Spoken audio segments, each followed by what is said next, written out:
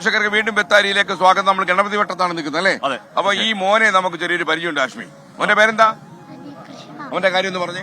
അതായത് അവന് 1.5 വയസ്സുള്ളപ്പോ കൊറോണ സമയത്ത് ഇവൻ ശ്രീകണ്ഠ മാമൻ എന്ന് പറഞ്ഞ ഇവന്റെ സ്വന്തം മാമനെ മാമെന്ന് വിളിച്ചിട്ടില്ല.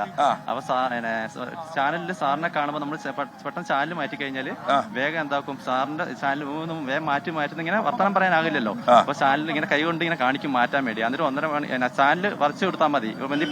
ഞാൻ പണിക്ക് പോകുമ്പോ ഇവിടേക്ക് എന്തെങ്കിലും അങ്ങനെയായിരുന്നോ? സാറ് സുരേഷ് ബാബു. പേരെന്താ? അപ്പൊ സാറ് പറഞ്ഞു എങ്ങനെ ഈ കാര്യം പറഞ്ഞപ്പോ സാറ് പറഞ്ഞു ആദ്യം വാർത്ത കാണിക്കണ്ട, ഇപ്പോഴത്തെ വാർത്ത കാണാൻ പറ്റുന്ന. അതെ അതെ, ഒരുപാട് വാർത്ത കാണിച്ച പ്രശ്നമാവും. പക്ഷെ ഇവിടെ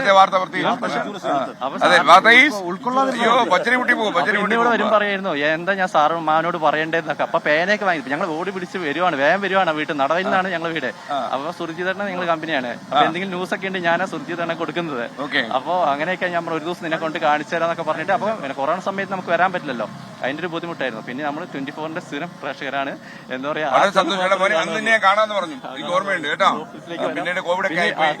പിന്നെ അത് കഴിഞ്ഞിട്ട് ഇവന്റെ ബർത്ത്ഡേക്ക് സാറ് മോർണിംഗ് ഷോയില് ഇവനെ പറ്റിയിട്ട് 10-15 മിനിറ്റ് സംസാരിച്ചിരുന്നു. ആർക്കും അറിയില്ല.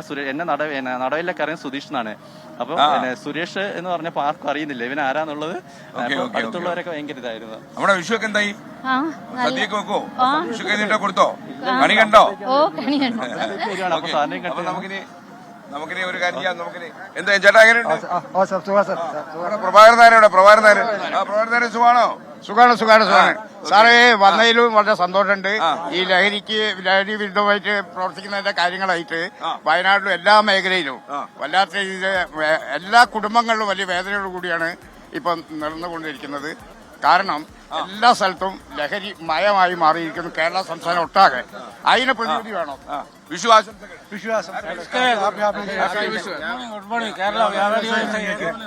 വ്യാപാരി വ്യവസായിന്റെ ഒരു ചെറിയ കേരള പോലീസാണോ? വ്യാപാരി വ്യവസായി കേരള പോലീസ് ഇത് കണ്ടപ്പോ ഞാൻ ചോദിച്ചു. എന്തായാലും നിങ്ങൾക്കെല്ലാം വിഷു ആശംസകൾ.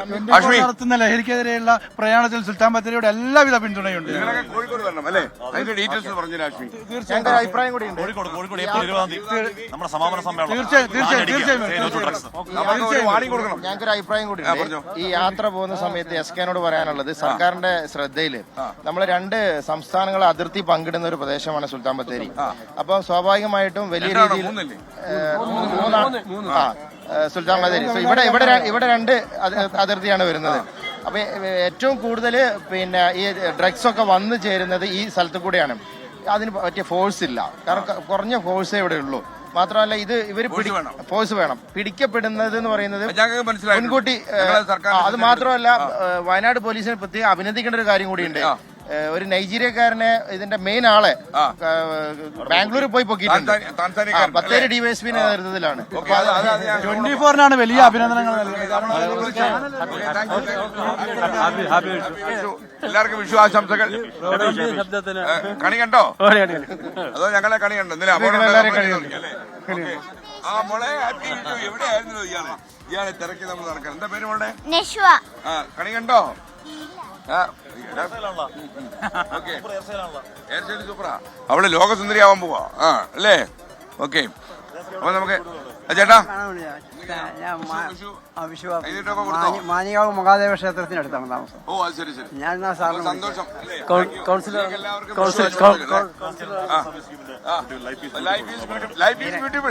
ഓക്കെ. എന്റെ സുധാരാണോ? അതെ സാറേ. മോഹൻ പറഞ്ഞു പോയി. ഓക്കെ. അപ്പൊ എന്തായാലും സന്തോഷം.